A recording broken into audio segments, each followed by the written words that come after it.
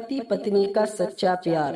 ये कहानी है एक पति और एक पत्नी की। एक गांव में एक आदमी ने एक बहुत ही खूबसूरत लड़की से शादी की। शादी के बाद दोनों की जिंदगी बहुत प्यार से गुजर रही थी। वह उसे बहुत चाहता था और उसकी खूबसूरती की हमेशा तारीफ किया करता था। लेकिन कुछ महीनों के बाद लड़की चर्म रोग यानी स्किन डिसीज से ग्रसित हो गई और धीरे धीरे उसकी खूबसूरती जाने लगी। खुद को इस तरह देख उसके मन में डर समाने लगा कि यदि वह बदसूरत हो गई तो उसका पति उससे नफरत करने लगेगा और वह उसकी नफरत बर्दाश्त नहीं कर पाएगी।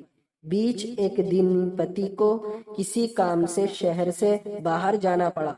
काम खत्म करके जब वह घर वापस लौट रहा था, अचानक उसका एक्सीडेंट हो गया।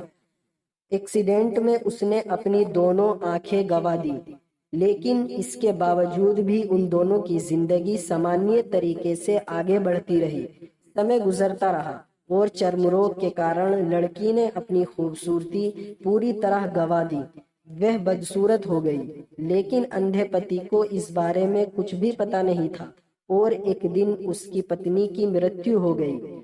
उसने अंतिम संस्कार की सारी क्रियाविधि को पूरा किया और शहर छोड़कर जाने लगा। तभी एक आदमी ने पीछे से उसे पुकारा और पास आकर कहा, अब तुम बिना सहारे के अकेले कैसे चल पाओगे?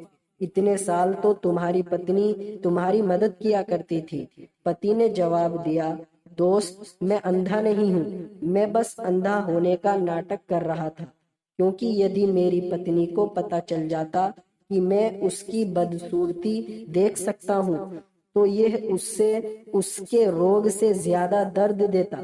इसलिए मैंने इतने साल अंधे होने का दिखावा किया। वह बहुत अच्छी पत्नी थी, मैं बस उसे खुश रखना चाहता था।